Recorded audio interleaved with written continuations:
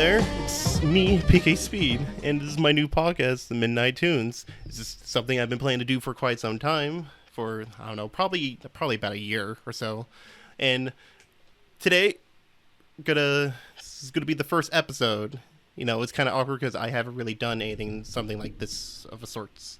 But luckily today I have someone to help me with that. It's my good friend here, Faye. How about you introduce yourself, Faye? Hello, I'm Faye Exclaimed. I am a Twitter personality and a Twitch streamer, and I do this kind of thing more often than PK does, so I have a little bit more experience with, I guess, like carrying it. Yeah, no, Uh, Faye is a lot more better at talking than I am. um, so yeah, from my understanding, it's gonna be pulp culture and animation. Yeah, because if there's anything I love, it's fucking animation, whatever it be, Western or anime, or all in between. Mm-hmm.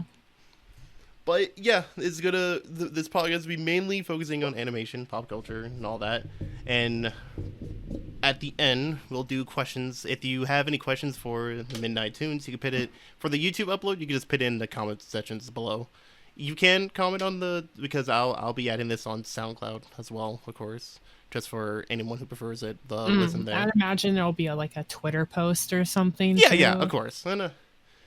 But Yeah. but in case just if you have questions for me, you can just send them at me, and I'll make sure I'll get them. And if they're fucking memes, don't worry, I'll get them too. Yeah. All questions are great to me. But anyway, so to start this thing properly, we're gonna go into our weeks first. This is the part of the podcast where we talk about anything that's like specific, like we played certain games or watched certain shows or done certain Yeah. things, etc. So. You want to start off with anything, Faye? I've just been watching anime this week. I started watching the second season of Great Pretender. Sorry, go on. I watched an anime called Senseki Yori, which is its English name is From the New World. It's about like a bunch of like psychic kids raised in like a secretive post-apocalyptic village place. It's an interesting show. It sounds familiar, but yeah, that sounds pretty interesting. I don't know. I've heard about Great Pretender. I think a friend recommended it to me like a week ago. Although I didn't know what it was about. What's that about? It's like a group of it follows a main character who is like a low time con guy who like his mom passed away and he like tries to make better of himself and he can't really do it because like the criminal justice system's messed up in Japan. Yeah. And so he meets other con people and then they do a bunch of con jobs all across the world. It's really fun, really intriguing. It has a lot of hooks and turns and like unpredictable things, a little JoJo-y at times even. That's all you have to say for me, honestly. Yeah. But yeah, no, that sounds really interesting. I might actually check that out. But anything else, Faye? Not really, besides for those two things. That's what I've been doing this week. Also, I noticed it like I think it was like I want to say about like a week ago, but you were talking about Persona 3 Portable. Oh yeah. Yeah. I've been playing Persona 3 Portable on an emulator off and on here and there. Yeah. It's a lot of fun. Yeah. It's different than what I'm used to. I play a lot of like multiplayer games like League of Legends and stuff like that. So I wasn't really like super familiar with the mechanics going in. Yeah. But I really like the like visual novel aspects of Persona, and so it's like it's a fun playthrough. Are you playing as male MC or female MC? Persona I'm playing as the female MC. Yeah. Of course going for those more queer love connections. Yeah, of course. Want to see what cute girls I can seduce. Yeah, it's interesting because that wasn't in the original. That was something they added purely for Portable because I guess they just wanted to change something up, and that's how they did it. Mm-hmm. Which, to be fair, I think it's the well, no, there is a Persona game with a female protagonist, but that's the one most people are going to think of first usually. Mm-hmm. I enjoy it. I do enjoy female MC, and one thing I actually find really cool is the social links in her route are different from the male MCs, because the male main character doesn't get like the social links with like Junpei or Akihiko like she does. Those weren't Oh, just really? I yeah didn't know that. yeah, they were just different characters that you met at school, and the only social links I think you get with the party members are with the female ones and the male MZ, which sucks because I do like Junpei, Akihiko, and all the other ones. I don't know how far you are, so I don't want to spoil anything. So Yeah, there's some cool stuff. I love and hate Junpei at the same time, yeah, as I believe everyone should. I do love and hate him. He's probably I would say he's up there for like the best friend character as he usually is in these games, because Mm-hmm. I like him because he's not because my one problem I could say with like a lot of the rest of them is they'll be immediately like at the beginning of the game be like, yo, I'll die for you, bro. But I kind of like how Junpei's kind of a douche to you because he wants to be a leader and Yeah, shit. you But gotta over work for time, it. yeah, you got to work for him to being your friend. You got to talk about his like drunk dad and shit first. That's actually canonical. It's fucked. Oh man, and but yeah, I love Persona 3. It's one of those games that are up there. I prefer the PS2 version purely because I like walking around Port Island Station, but I still like portables simply because like a whole different playthrough as Yeah, female I MC. actually really like the portable version because of the fact that you don't have to like walk around and interact with everything. You can just like click on stuff. Because that way, like, I don't miss things as often. Because, like, sometimes I just walk right past things when I'm playing things. Yeah, I can get that. Yeah. Uh, but other than that, yeah, P3 P is great. I like it. Uh, Mm, aside from that, you said that's pretty much it for you, unless you have anything else. yeah, that's pretty much it. Well, okay. I got some stuff then. Of course, if anyone is looking for a specific topic, if you're looking for in the podcast, I'll be putting timestamps at the bottom for anything we talk about in the podcast. For me, Convenient. yeah, of course. For me, and in the talk of the keep going with Persona, I've been playing Persona 2 Eternal Punishment because I've been playing a bunch of games on my PS3 lately because I've just been missing some of those PS1 games that you can just get off the PSN. Speaking of which, the PS3 like network fucking store is terrible. It's so bad. I hate it. But As the PSN store has always been. yeah, but the PS3 is especially bad, and it just takes forever to download. And I know it's not my internet or anything. It just takes forever to fucking download, and then you have to download it again once you get it. It's weird. Mm, But yeah, Persona 2 is really good. I played is the weird thing is like Persona 1 and 2 are not made like in the same style, I would say, as 3 through 5, because they're a lot more closer to the series they come from, which is Shin Megami Tensei. But yeah, so it's a lot more like dungeon crawly and stat grindy. a little bit.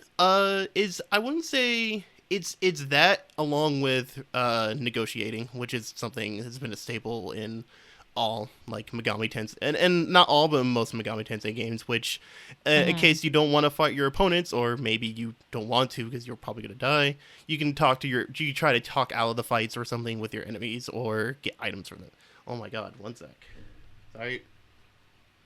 Ugh. But yeah, Persona 2 I really like because one, Eternal Punishment is sorry for those people who don't know, Persona 2 is a duology because it's Persona 2 Innocent Sin and Eternal Punishment, and we only got Eternal Punishment in the US for the PS1, and then years later we got Innocent Sin for the PSP. But I've been playing Eternal Punishment, and one thing that I found really cool about it is the entire cast that you play as is not teenagers, which is a major difference from most Persona games because you're always playing as a group of teens and like yeah. one weirdo most of the time. Mm. But it's really cool because like Persona usually is like that. Most of them is always like teens in a unusual situation where they have to face a lot of the hardships of life because they're as growing up into adults and stuff. But Yeah. Eternal Punishment is different, where it's adults who have already done like that they've messed up in some way or form, and they're trying to atone for that. It's like it's their eternal punishment. Hint, hint. It's real Yeah. cool. But aside from that, it also has my favorite thing that I've seen in like in an RPG story, and that's rumors becoming reality. Because the whole basis of the story is rumors around city are becoming like legitimately real because of an unknown entity. So when like a rumor becomes popular enough and becomes big enough, then it literally becomes real. Like fucking someone could say like, oh, that story went out of business years ago, and enough people believe it, and it gets enough traction. Then that story is just gone out of nowhere. It's That's fucking interesting. yeah, That's a quirky little mechanic. yeah, and I like how they implement it into gameplay. Gameplay. Sorry, but I like it because I like because in Persona you're not in a fantasy world by all means. Unlike in later games you have an excuse of why you get weapons and stuff, but in P3, P2, my mistake. You get these weapons by spreading rumors about certain shops that hey they're selling this now or whatever, and later on you can do it for like spells that are exclusive to the enemy that you can get and stuff. It's really cool. Hmm.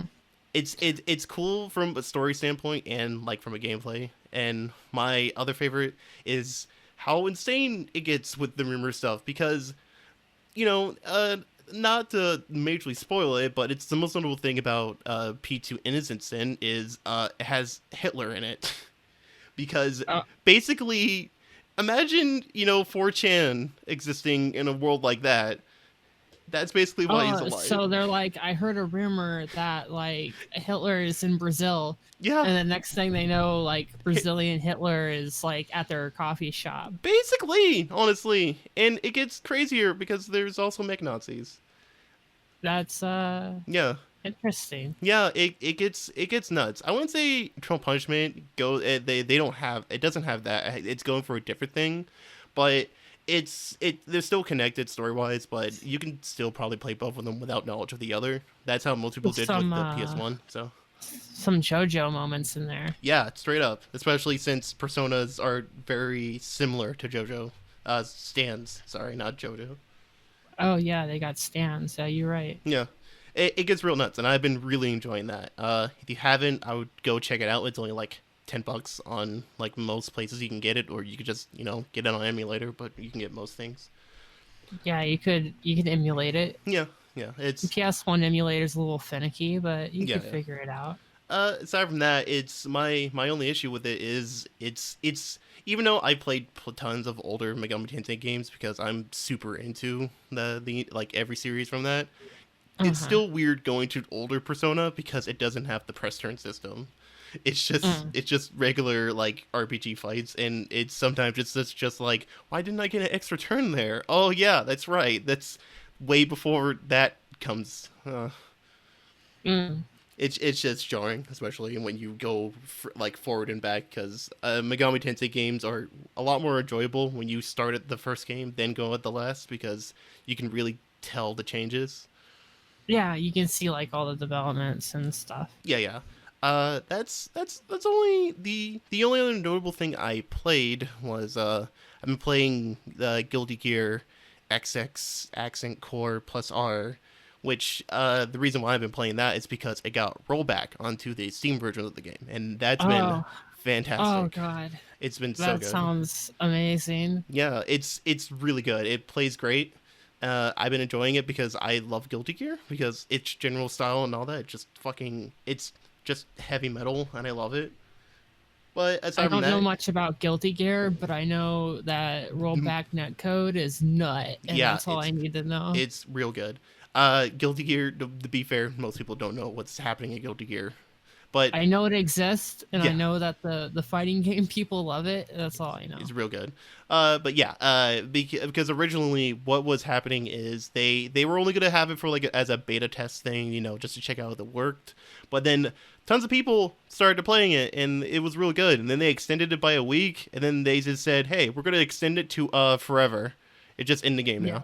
now. Yeah, it turns out rollback slaps, and we're going to put it in the game forever. Yeah, Because we were idiots to not put it there in the first place. Yeah, and it's great seeing like old games like that get a resurgence because they added something that should be there to begin with, but hey, it's there now. So, you know.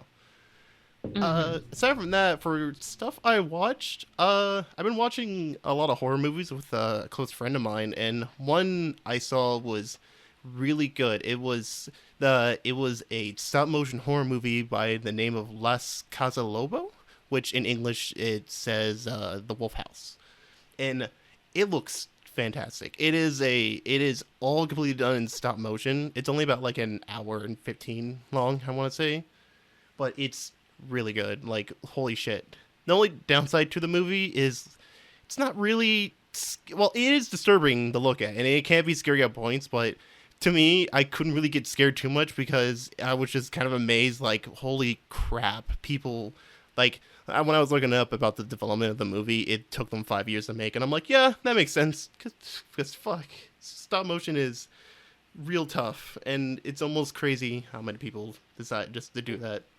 It's Yeah, stop motion. I can't even begin to understand stop motion. Yeah. I barely touch into the world of animation, and that stuff's let alone hard by itself. Yeah. Stop motion is a whole other It's clusterfuck. It's real insane because it doesn't get enough credit as it does, because stop motion is literally just because every video like most people see is always like frame by frame, you know, like small videos have like at least hundreds of frames, and stop motion is literally that, only like in animation it's usually like, you know, you do it by frame by frame, you draw each image and all that and the background and all that. And stop motion, it's the same thing, only you're doing it with physical options, physical objects.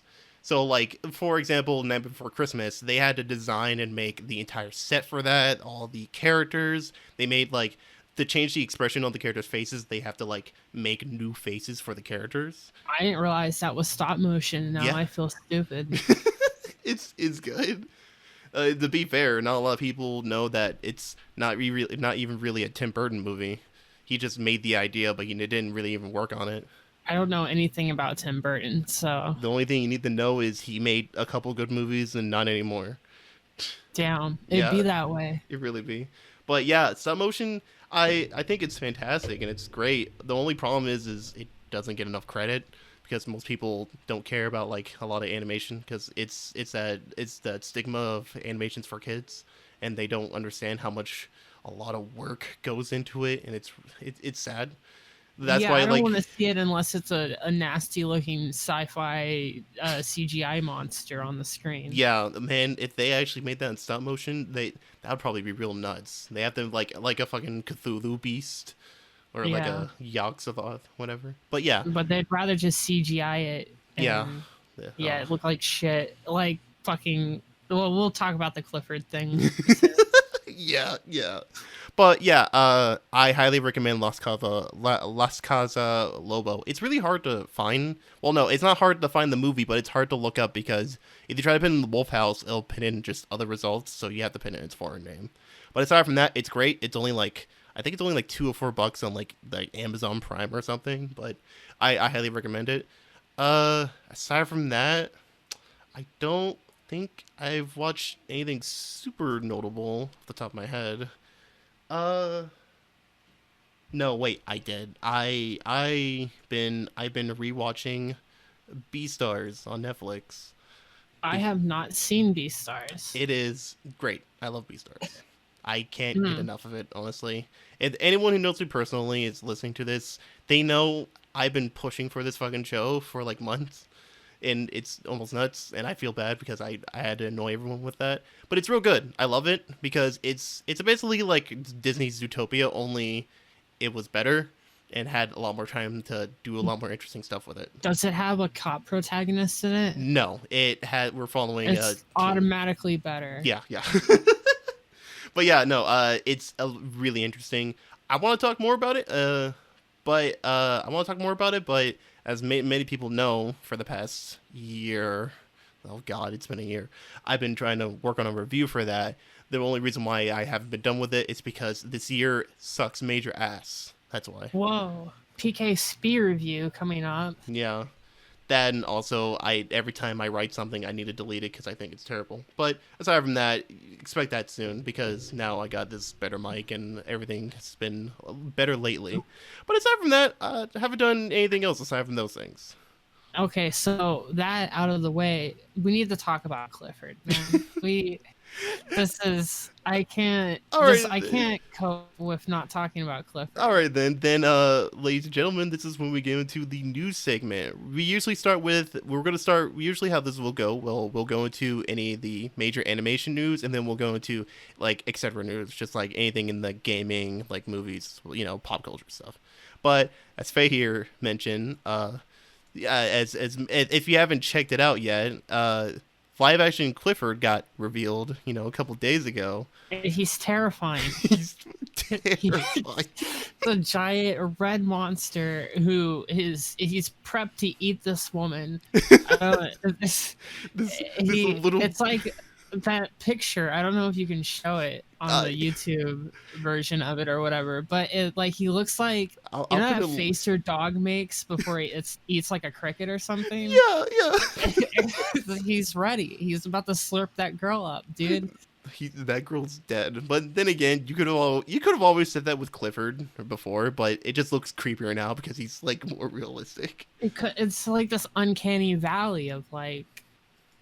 It doesn't look good because you can tell it's been like enlarged. I don't know. There's like a resolution issue. Yeah. I don't know what it is. It has that feeling of like they just kind of upscaled it without fully it looks not good. I don't like it. It doesn't even have the same like bell spring as like cheap sci-fi CGI does. Yeah, it's no. like very much its like own monster.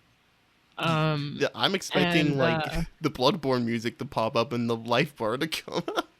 There is going to be some children unintentionally traumatized by the Clifford live action movie. It's gonna be fucking hilarious. I can't wait for it.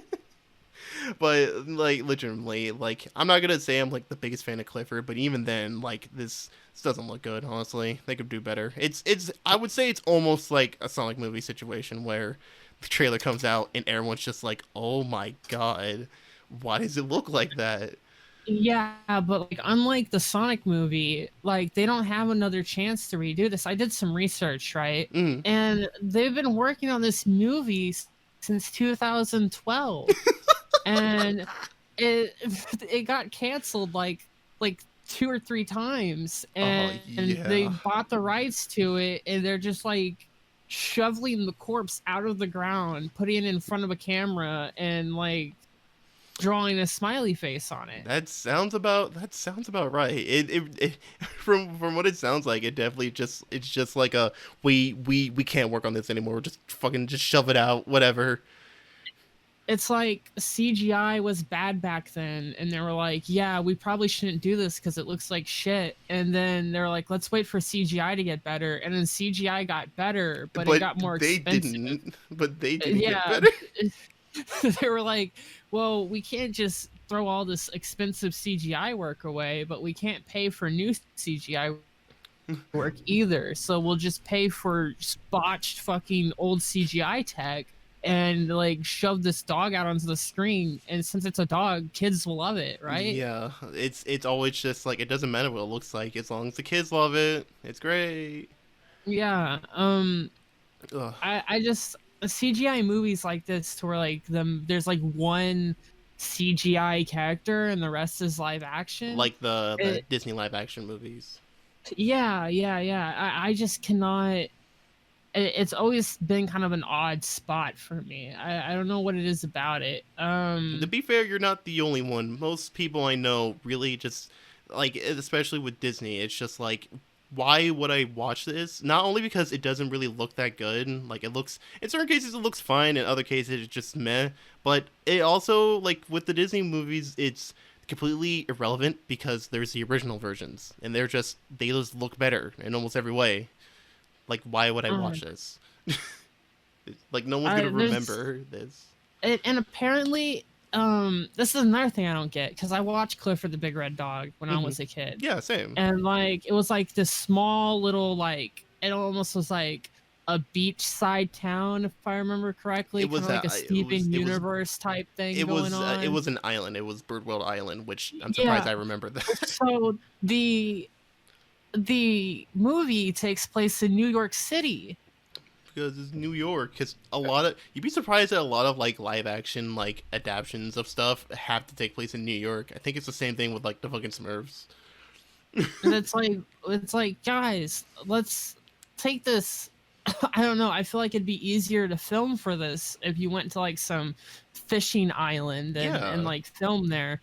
But no, they just decided, yeah, let's film it in New York City as if the budget wasn't a problem enough. Well, Faye, and they No, film it's it. going to be a disaster. It doesn't release till next year because of COVID. Oh yeah. It's going to be 2021 November 5th. Oh, in November? Wow. I didn't. Yeah. Jesus Christ. But yeah, no, I'm excited, and I feel like the reason why it's in New York is purely because that's a great place to show a bunch of like ads in brand. I guess so. Yeah, they could show Times Square. Times Square. Yeah. They what I don't get is it's taken them 9 years to do this. Why not just not do it? Just an idea. You can listen, you Faye, can have that one for free, Paramount. Listen, we need to release the Clifford the Big Red Dog movie. If we don't, we're gonna lose the studio. We're gonna lose money. We're gonna lose money. We gotta make the dog movie. I didn't know how much Clifford was important to them that it took them 9 years to make. So much money wasted. So much, like 9. Can you imagine being the director? 9 years of your life wasted on live action Clifford the Big Red Dog. To be fair, I don't. The director is Walt Becker. Oh wait, no, sorry. I was reading the article and I thought it said that he like directed the Alvin and Chipmunk movies, and I'm like, yeah, this is just his life now. Oh wait, no, he did direct the Alvin and Chipmunk movies. It's just his life now. The sequel to the Chipmunk movie. Yeah. He didn't even direct an Alvin and Chipmunk movie. He directed a sequel. And he should feel. I feel bad for directors. One sec. Meme. Kind of a big L for the animation industry, but be that way. Yeah. It's always gonna happen because it'll probably make money or something. But talking anyway. about things that aren't big L's for the animation industry. Is it Nippon? I think it's Nippon. I don't know how to pronounce Japanese. Same. Nippon TV has launched an animation division. Yeah. And the anime that's coming with it is based off of a light novel. Yeah. And it looks pretty cool. Yeah. I'm not gonna lie. Yeah. I'm pretty interested in this because this is I didn't know Nippon TV or whatever how you pronounce it until I saw this article, and I wanted to check out what stuff that they have produced, and apparently they've actually produced quite a bit of like anime. Like they actually like hold all the broadcasting like rights to all the Studio Ghibli movies. Apparently, I think only for like Japan though, maybe. But aside from that, they've also produced My Hero, Claymore, Death Note, Hajime no Ippo, Detective Conan, and Inuyasha. Damn, they're serious about this. Yeah, so it seems like they're taking a major step into trying to do more anime stuff because, honestly, anime makes tons of money. Let's be honest. Like, I'm not gonna lie. The first anime, it looks a little bit like isekai trash. Yeah. But it kind of be that way sometimes, and it's a 12-episode series, so they have plenty of they have plenty of room to just kind of tell a nice little story with their isekai trash just leave it alone. You know, they don't have to make like 5 seasons of it, like some animes that we won't speak of. He who shall not be named. um, but no, I think it looks pretty cool. One of the characters is this blue-haired samurai girl. She looks super cute. Yeah. And the other one is like this, like kind of like emo black-haired like shadow manipulator girl that also looks pretty cute. Shadow Man. The main character is a beady-eyed coward, something we can all relate to. We can all relate to that. We're all beady-eyed cowards in our hearts. We really are. Yeah. But yeah, no, it's really cool. I'm really interested in seeing what they do with that, especially for a studio that's produced some pretty good damn anime. But aside from like that, Inuyasha. Speaking of which, because Inuyasha and me go way back. I wouldn't say that I like it though, because it's one of those animes where it got me into other anime just by proxy, because back in the day when there was Toonami, I would try my damnedest, even though if it was a school night, I'd try my best to stay up on to like 3 a.m, because that's when it would come on Toonami for some reason. And the only reason why I did that is because I wanted to watch Inuyasha, and I was like, okay, I could watch this other anime, I guess, but whatever. And that's how I got it. It was worth it. It was, because I got to watch some good ass anime like Cowboy Bebop and Full Metal. You got to watch like Aqua Teen Hunger Force. The best anime, honestly. The best anime. It was so good. But Inuyasha was like one of the first 5 anime I watched. I never really have watched it like front to back or anything. But it was one of those things like I'd casually, occasionally like drop in and catch my sisters watching it, or like my sister's friend had an Inuyasha fighting game at one point, which was dope. Yeah, I think I know that one actually. I never actually got to play it, but that shit was dope. I've seen, I think I saw best friends play it on Friday Night Fisticuffs. That's why I remember it. R.I.P. best friends. Yeah. Inuyasha has a sequel series, which I didn't know about this. I did not know about this, because I was just going through like, what was some new stuff releasing out, and I just find upon me, what, Inuyasha has a sequel series? What? Yeah. It follows their daughter, apparently. It follows both of their daughters. Yeah. So they I'm like, both have kids. So I was like, don't tell me Inuyasha did a Boruto? Oh my god. They did a Boruto. The next generation of Inuyasha.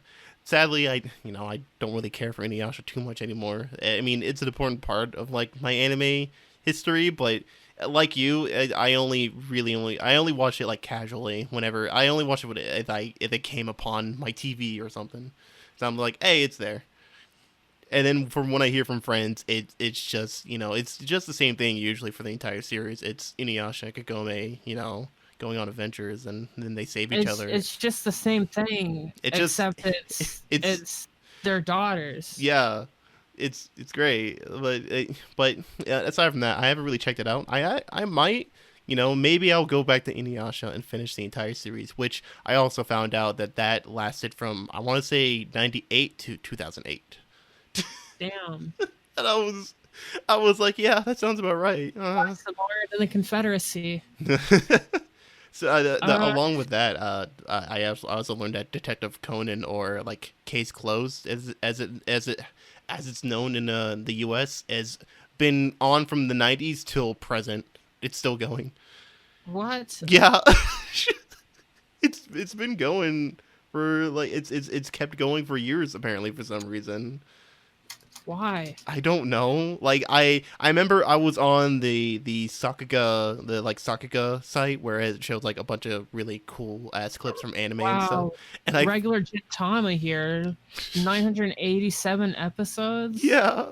This is wild. I didn't know about this. Fucking get the fuck out of here, One Piece.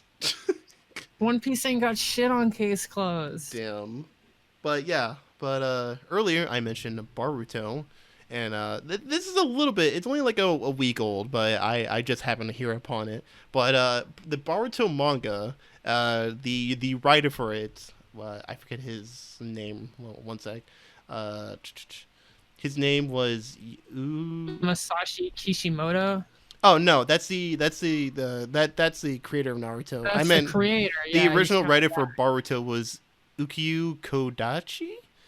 Oh, yeah. He has left So from writing to now the original creator of Naruto, Kishimoto, is now writing Boruto. So yeah. so Sakura is now useless. Yeah, yeah. Everybody can rest assured. There will be no strong female protagonist. Yeah, Um, that's what everyone's been saying. Is like every female character better watch the fuck out now. Man, any sort of cool like lesbian thing you thought was gonna happen? Nah, get out of here. Not happening now. Great, I love it. It's it's appropriate. Yeah. Can't let the can't let us have too much fun. But yeah, I'd imagine there's gonna be a few things that are gonna change with Boruto. I have a feeling.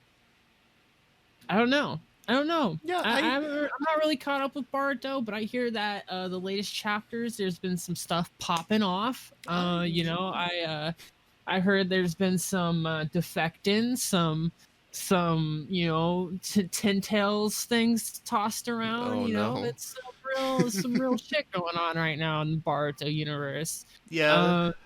So it's quite a sensitive time to kind of pass the torch, but it might be the right time too, because we might be kind of reaching like Shippuden area for Ooh. Boruto, to where we're gonna start hitting like some sort of like Great Shinobi War arc. And if we get to that, of course we want him in the steering wheel, because like that's Naruto. That's just like that's what it is. I can't say much because, but like, by the time Boruto was even a thing, I was already out of Naruto. Like after finishing the manga and anime, I was just like, yeah, I'm good. I'm out of here. I watched Boruto up to the point. Okay, so I watched it. I was like, I'm enjoying it. It's like, oh, all these kids are like the kids of the characters we like. It's all cool. And Rock Lee even has a kid. Good for him. And Yeah. everything's Will he be? cool. And then the Chunin exams happen, and Boruto has the whole thing with the device, and this is all in like the starter movie, so I'm not really spoiling much of anything. Yeah. He gets like this like mechanical device that lets him use jutsu.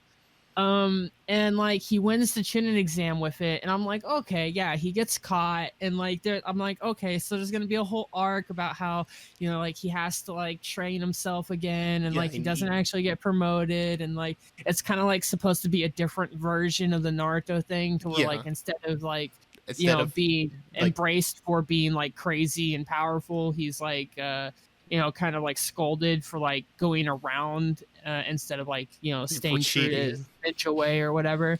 The cheater's way is not the way. Before that can happen, the aliens come from the sky, and always... it's like, what the fuck, like I wasn't ready for it, and I don't think I ever will be ready for it, because I exited out of the tab and I haven't watched Boruto since. And that might be my fault. That might be my problem. And I might go back to it at some point. But yeah. Yeah. It's it always makes me laugh when like you're talking about Boruto, and then there's always the part where and then the aliens come. The aliens fucking happen. And you're just like, what the fuck? What about everything that happened in Shippuden? What about? Don't worry. Like, I thought we killed God. What no, the fuck no, is God this? was just alien. It's good. Although, interesting enough, when this came out, I did read. I don't remember where it was, but I did read that the writer said that a lot of the stuff he wrote in Boruto was inspired because he liked a lot of sci-fi stuff. And I was just thinking, because I haven't read or watched Boruto, so I'm like, maybe a lot of that alien stuff just because he just likes sci-fi stuff. But he's working on a ninja show, so He was like, it's just like he it's like he watched Dragon Ball and he was like, all right, yeah, Dragon Ball's cool. And then like he watched Dragon Ball Z and he was like, wow, holy Dragon Ball Z shit. is really fucking cool. And Yeah, then it he was does. like, It what if is a I lot did like that to Naruto? Yeah, it is a lot like that. No, you think And about then it. everybody who was around him when he had this thought was like, no, you don't have to do that. That's not needed. You can put that thought back in your head. You don't Yeah. have to do that. And he was like, no, you know what? I think I will. It's And now we're here. Yeah, I think it feels a little too inappropriate in Naruto's case. Not only it's because like I think about like Dragon Ball towards Dragon Ball Z, and it must have been fucking weird for like people who watched the original Dragon Ball and then they get the Z, and then it opens up with Raditz being like, "Yo, I'm your brother from space."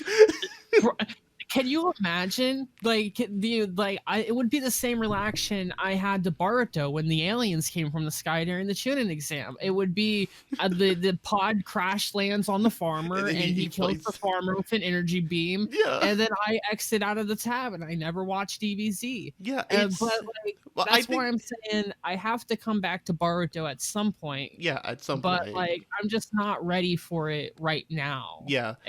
It's a lot. Like I think about like why is it not weird in the case of DBZ compared to Naruto? At the very least in DBZ, like throughout like Goku's not fighting gods in DBZ. He's fighting tough dudes like Piccolo. Like Piccolo is real tough, and he's basically like a demon considered way before he was even like a Namekian way before then.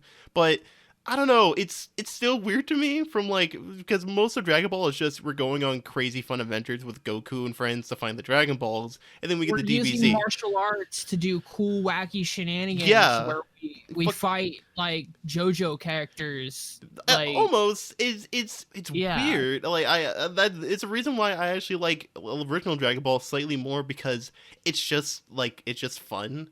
And it still has like it does have like cool intense fights like DBZ, but they're a lot more like it's a lot more they're like grounded. yeah, they're They're grounded not in blowing up the moon for the 5th time. yeah, at the most you'll ever get is like weird martial arts abilities that like are probably referencing like old martial arts film, like Like Plague of Gripes said. Yeah. You know, you can blow up the moon 6 times. I'm not proud of you, Goku. I'm not proud What you of did was stupid. I still can't get over that in the original DBZ how Piccolo just blows up the moon so casually. He's like, fuck this, dude. We blew up the moon before. I'll just do it again. It's still the funniest shit to Dead. me because I remember as a kid watching that and I'm just like, you just blew up the moon. Oh my god, you can't do that. No, like I watch it now and I'm like, yeah, no, that makes sense. That tracks. You did it before, why not do it again? Yeah, that's a reason why they just remove it. Like, I'm pretty sure they cut that out in like later versions of the show because they were just like, that makes no sense. What, Toriyama, you can't do that. And he's like, oh crap, you're right. It's like, oh, they could just wish it back, dude. Don't worry about it. Yeah, true. But there's never a scene where they wish it back tthey It's so fucked. Yeah, they did it off camera. Probably, they're the only ones that ever get the Dragon Balls, honestly. Yeah, they summoned the dragon each time, and he's like, God damn it, you guys again? God damn it. I thought you would be dead by the time I got summoned again. Yeah, but then we just revive ourselves. Fuck you. Yeah, about that. We were actually wishing for immortality this time around. Yeah, no, that is funny. They never, no, they remove that later on when they get like the new Dragon Balls, but still, none of them ever consider immortality, I guess. But then again, Goku and Vegeta don't really need it. They're basically immortals with their muscles. Yeah. But yeah, Boruto. I'm interested to see where Boruto goes after this. Let's see if its quality either gets better or worse. I'm interested to see where Boruto is. Yeah, that honestly, too. I haven't read it or watched it. Yeah. But anything I liked about Sarada, or anything I liked about the chip eating girl, Yeah. Neither one of them are going to be powerful pro tags anymore. They're going to be very sad side characters. Oh man, that's That's just how it that's goes. always the worst thing to me with that was always the worst thing to me with Naruto. Is like we have a lot of these really cool ass characters, and a lot of them do get some of their moments, to be fair, but like a lot of them would just become background characters. Sakura never got, dude. She never got a break. Never. She never got a break. Like, fucking, dude. I'm pretty sure that, like, I don't know all the background and stuff, but like, didn't she get cucked by what's her face, Karen? Yeah, like, is Sarada her kid or Karen's kid? And either way, like, imagine having a kid and it is your kid, right? Yeah. And then you give birth to an them, Uchiha that's and it looks like her. And you're just like, damn, like even when I'm winning, I'm losing. That is so fucked up. Like, oh man, I my wife gave birth and it's a white child. Wait, excuse me? What? Yeah. How does that work? That's wild. Oh, but yeah, no. I'm eventually I'll get to Boruto. I guess I need to be in a really specific mood. That, and also I must have Speaking nothing of to watch. things that happen. Speaking of things that happen and make you close the tab, and Big House got canceled by Nintendo because Nintendo is a big whiny baby that doesn't like emulators. This was not fun, honestly. But Nintendo canceling Big House does suck because, like, come on. Please, just let them play the game with good netcode, please. Come on. Dude, man, like just fix your fucking netcode. Like even like, I don't know, man. Like, they could re-release Melee on Switch with proper netcode if they wanted to make money off of it. Yeah, they do that? No, yeah. That's the thing. Like, no, they don't do that. They don't care about actually improving the game to where it has netcode and it can be playable online. Yeah. They care about keeping us from doing it. Like, I don't know what the fucking point is here. Yeah, like what? They don't release any. Where's the battle here? Like, you want us to do what? What do you want us to do? You want us to buy the games again so we can meet up in person and die via COVID? No, it's not only that, but they want us to buy the game again. Only it's a limited time offer for just a couple months, like they did with the Super Mario Collection and Fire Emblem 1. Yeah, so like, just like, either resell the game with netcode, or stop bitching, or fix the world we're in right now, or fix the current version. Like just give it's a situation that sucks ass because sorry, but you can't fix the GameCube disc, Yeah. You can't like make netcode for Melee just happen. Well, and so you either need to remake the game and put netcode in it, or you need to leave it alone because like there's no other like options right now, and it's kind of like you're kind of a shitlord for doing that. Yeah, Nintendo. The part that fucks me up is like it is possible to add netcode in there. Like I forget the person's name, but Wooly of Woolyverse actually had him as a guest on his Melee episode of his fighting game series. But he added netcode into Melee for the like Dolphin emulator and all that. And yeah, that's the one they're using. Yeah, and he has stated like it's not that it is hard, and don't get him. He says like it is hard definitely, but it's not impossible. And it just the problem is like Nintendo's not even willing to try by all means. The closest I've heard about it was I forget his name, but the director of Tekken was actually talking to Sakurai about it, but that's about it. That's it. It's like they don't give a shit about netcode either, because like Slippy has better netcode than Smash Bros. Ultimate has. It does, and like it's ridiculous because they're a AAA game development company. Yeah. They have the brand and software and talent more than anybody else in the world could have for it. Even with the console.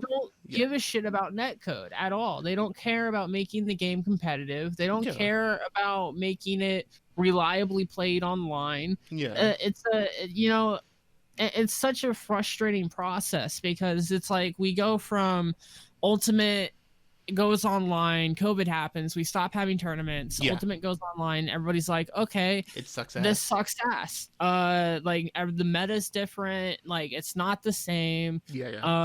It's a completely different environment.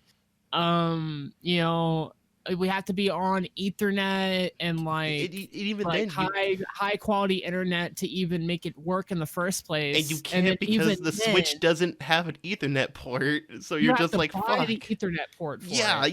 It's then even then, it's still shit because the netcode shit. Yeah, like.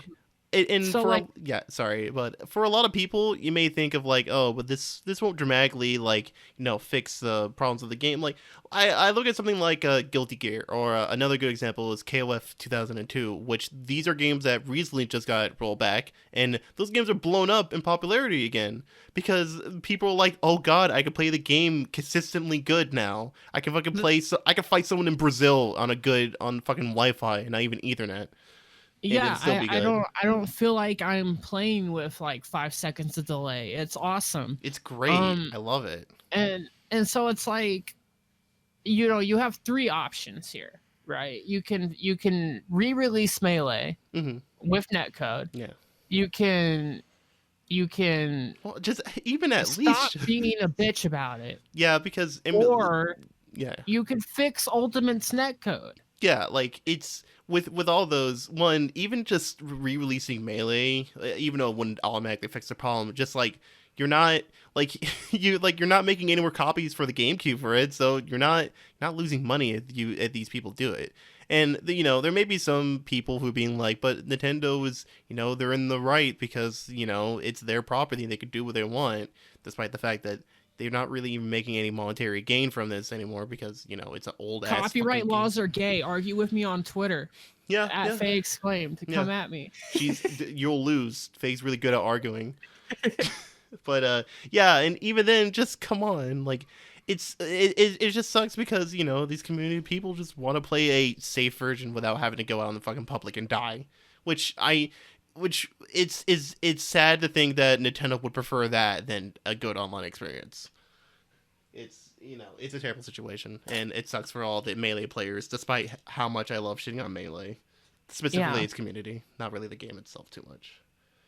I had a gamer moment there. I said gay, but I'm gay, so I can say that. Yeah, I just that's wanted fair. to clarify. So am I. So it's good. Okay. All right. It's fine. But yeah. Yeah, so the Nintendo situation. Anything else you want to talk about? Episodes ran a little long. We can go a little bit longer. We just got a few more things. Not earlier, but HBO Max is talking about rebooting fucking Tiny Toons, which I don't personally really care about. I guess it's because they've been on a roll with a lot of their reboots of Warner stuff, like the Animaniacs and the new Looney Tunes, which that's cool, I guess. I like Animaniacs and all that, but I don't really think Tiny Toons really needs to come back. But there's not really much to say for me. Yeah, I was reading that. I don't really care about the Tiny Toons thing, but the Gendy Trotch of whatever. It's You got it? You got the name? Yeah. It's Gendy Tartakovsky, who's the creator of Samurai Jack, Dexter's Lab, and I believe he co-created Powerpuff Girls along with Craig McCracken. Yeah, so and Primal on Adult Swim.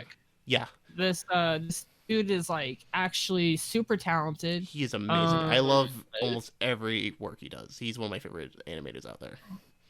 Yeah, super talented, super interesting. And he is working on this new show, Unicorn Warriors Internal, which looks pretty it looks interesting. Yeah, at first I saw the poster, I was like, all right, this is kid shit. And then I read into it and I was like, all right, no, this has potential. This is I hope this because one of my favorite shows he's made was Symbiotic Titan, which is, if you haven't watched, anyone's listening, it's a fucking great ass mecha show, and it's very much in the style of like old cartoon action shows, because that's a lot of what his inspirations come from. And I look forward to this because it looks like something like that with, with the teen drama and fucking because Symbiotic is like teen drama with mechs and also because they're aliens and stuff. And it just seems like a similar thing, only with just a weird cast of characters with magic shit. And it looks really cool. Yeah, so like kind of like this premise of like having their memories like erased and like And stuff like that. yeah, they're stuck It in the kind of bodies of reminded teenagers. me of From the New World, that anime I was talking about Hmm. earlier. Where it's like they don't have all their powers and they don't know everything that's going on in the world, and then they find out as they like grow and like Yeah, rediscover things. and they Like have to. that's like Yeah, a very interesting concept. yeah, And like I feel like there's a lot of space there to have a sort of like mature narrative without like completely breaking from like the teen narrative either. yeah, yeah. And so I have a lot more interest in this than I do like I don't know, like I've never watched Symbiotic Titan, Yeah, and I it's can't watch Star Wars The Clone Wars for the life of me because it just feels too, I don't know. It's definitely a great show though. Star Wars Clone Wars, that shit slap. yeah, Got some really good Star Wars lore in there. yeah, yeah. But Samurai Jack, Dexter's Laboratory, that's my shit. Yeah, So yeah. like there's obviously like he has experience with mature narratives. Yeah, like And he's has really good. experience. Yeah, he's really good at like he's really good at like blending the two elements together with one does overlap with each Yeah. other. That's kind of what I was getting at. Yeah. Is the ability to be able to kind of blend that Like appeal. still having a together. mature subject while still being like appropriate for kids and all that. Yeah. And older audience. It's something to older audience can enjoy as well. Sorry, Hannah. But yeah, I'm looking forward to that because I love Gendy. I like all of his works, and it's a shame that stuff like Symbiotic Titan doesn't get enough credit. But it's also great to see like a lot of his latest work, like Primal on Adult Swim, is doing really well. Especially since like it's fantastic. If you haven't, go check it out. Go do it. But aside from that, well, there's not much else. Tiny Toons may come back, and all that. Okay, so I do. There's two things we have left to talk about. Yeah. I'm not sure if we're gonna get to both of them. Oh yeah. But Yeah. I do want to talk about Neo: The World Ends with You. Yeah. Because I haven't heard anything about it. I watched the trailer Yeah. that PK sent me, and my takeaway in a sentence is that soundtrack slapped. Yeah, no, the world ends with you soundtrack. It's the world ends with you soundtrack, music, like the style and soundtrack. The general like just everything about the original and this new game that's been announced is fucking tastic. It's my only problem with the original is its controls. Because if there's anything notable that anyone can tell you about the game, it had wacky ass controls when it was on the DS. Because how it worked was you control one character at the bottom screen with the stylus, and you move them around with it and stuff, and you control the other character with the D-pad and buttons, and it's really clunky. Some people like it, some people don't. It's really 50-50. But aside from that, everyone loves the character's story. The overall style of it was fantastic, and it's really great seeing the sequel come out because one, we don't have to play with stupid gimmick controls because every single time it's just like, hey, even when it came out to the Switch, it was like touch controls, I think. I could be wrong because I haven't checked it out fully. But, I can't wait for it. My only problem with the announcement of Neo, The World Ends With You, is Persona. Because the Persona 5 fandom, or community, whatever you want to call them, Persona 5 fans, they came out the woodworks and being like, wow, this game looks exactly like Persona 5. Oh my god. Whoa, crazy. It's almost like anime JRPG stuff has existed for decades. It's like these games where it takes place in like a real world location. These areas might actually exist in real world. Actually, it'd be kind of nice. Whoa. It's every time with Persona 5 fans that they Slow see down something. there. DC Having something. a hot take. I'm sorry. I think Persona 5 is cool. It has a lot of issues, I would say, but it's a great stylized game. It's great, but the community, especially a lot of the newer folks, especially like the younger people, they always come out of nowhere and they're just like, "Wow, this game looks exactly like Persona 5 and all that." This game looks like the one JRPG I've ever played. Yeah, which exactly. that That's it is obviously a fox. It is a fraud, and we should cancel it immediately. yeah. The one I didn't really like so much was Atlas published another game from Vanillaware called 13 Sentinels Aegis Rim. It's a fantastic game. If you haven't checked it out, I'm not saying anything about it because its story's too nuts. But on Twitter, they released like an anniversary thing because it came out a year ago in Japan, and they were just like, hey, this is really cool and all. And then a lot of the comments on the Twitter post were nothing but Persona 5 fans being like, where's Persona 5 Scramble? I want it. Even though Atlas has said that they're not bringing that over to the West. Where is my Persona 5 ration? Where is my I have to get my drug? I need it. Which it does suck. It does suck that Scramble's not coming over, but it's a Muso game. You'll get over it. You're good. Anyway. We do not need more Muso games. We really don't. We can live without another mobile game. Yeah. But aside from that, there is I want to talk about one last thing because but this one is fairly interesting because I only found about it like a couple hours ago, and it kind of sucks for the company in question. Is SNK, as you may know from the people who made King of Fighters and Fatal Fury and all really good ass classic arcade games like Metal Slug and all that, have been purchased by the Crown Prince of Saudi Arabia, apparently. Which is hilarious, and we should all be laughing. But I don't know. I don't get it. I really just don't get it. Like, I don't get it. Yeah. You bought a game development company. Why? You want them to continue making the games they're making, or did you just buy the game development company to make games for you? Because if that's the case, why don't you just make your own game development company? It's like weird. Like, most of the time game developers aren't even loyal to game development companies. They just like kind of float around as they're hired and like drafted. It would be so easy to make your own company and just be like, hey, I will pay you comical amounts of money to work for me, and you won't have to work every single day of your life. I don't know, maybe Saudi Arabia is just a big fan of King of Fighters. Maybe he wants to be put in the game. Obviously, he's the boss character. He's like, I want you to make a new King of Fighters game. I want all my homies to be in it, and I'm the final boss. Yeah. And when you hit me, money comes. But yeah, I saw a lot of people were upset about this because they were like, that sucks because SNK deserves a lot more credit, especially in the fighting game scene, because King of Fighters and Fatal Fury and all that were fantastic. See, it's all fun and games talking shit right now. Yeah. Until he invites us to have a podcast in Saudi Arabia and come out in a briefcase. What's gonna happen? He's gonna pull out. He's gonna be like, I heard you were talking shit, and he has like his men dressed up as King of Fighter characters, like you have Kyo and Yuri. And then he rips his shirt off, and he has the back tattoo. Yeah, like a Yakuza. Oh no, damn. But yeah, no, it sucks for SNK. But there's not really much else to talk about. I think we touched a lot of topics today. We had some fun. I think the Saudi prince having a back tattoo is a good place to end it. What would the tattoo be?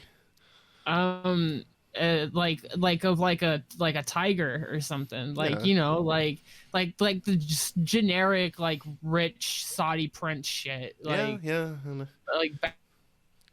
And like a tiger with a bitch on it or something, and it's like, and he's just like you're gonna put me and my tattoo in the game, or you're coming out of this hotel in a briefcase. I love that. It's just like, just add a tiger, add a bitch there, we all good. Just Yeah. imagine. I want the girl to be carrying the briefcase that I put the journalist in. Yo, that'd be pretty cool, honestly. I'm not gonna lie, but yeah, that I feel like that's a good place to end it there. We had our fun, but before we do go, since we don't have any, this is the first episode, but of course, as I mentioned earlier, if you have questions for us, we would answer them at the end here. So if you have any questions, just put them in the comments below or wherever. It's just as long as you get it to me, I'll make sure it gets to the podcast. Yeah, I will judge you for your questions. Yeah. Faye is extremely judgmental. She'll rate it extremely judge. I don't know about that. No. She'll judge how spicy your questions are. How hot your take is on a scale of 1 to 10. Yeah. But yeah, I guess we can. What do we do now? We shout out our stuff and leave. Yeah, you can shout out where people can follow you and where they spend any of your content or anything. Yeah, so I'm at Faye Exclaimed on everything. On social media, I'm at Faye Exclaimed. For my Twitch TV stuff, you'll want to follow at Faye Exclaimed TV on Twitter. On Twitch I'm Faye Exclaimed, and on YouTube I'm Faye Exclaimed. I just make I make memes on YouTube. I do political and pop culture related content on my Twitter, my personal Twitter, and then on my brand Twitter and on my Twitch, I do gaming content, emulating content, pop culture, and news coverage from a sort of left perspective. It's complicated. I won't get into it here. You'll figure it out if you come on by and check me out. Mm-hmm. And of course, I'll put the links in the description below if you're looking for anything specific. So. And yeah, you know where to find PK. I'm imagining all this is going to be on your thing. Yeah. You can find me over on Twitter at the PK Speed because I'm the only one. If someone else says they're PK Speed, they're lying. You can find me there. You can also listen to the podcast on the official Midnight Toons SoundCloud. And aside from that, you can subscribe, all that for updates. And you can follow me because I usually will post when something's coming out soon. And along with that, you can see some of the other stuff I'm working on, like reviews and stuff. So, yeah. I hope you guys had a fun time listening to both of us. And we'll see you guys in next time. So thank you for listening and have a wonderful night, day, etc. So goodbye. Poggers.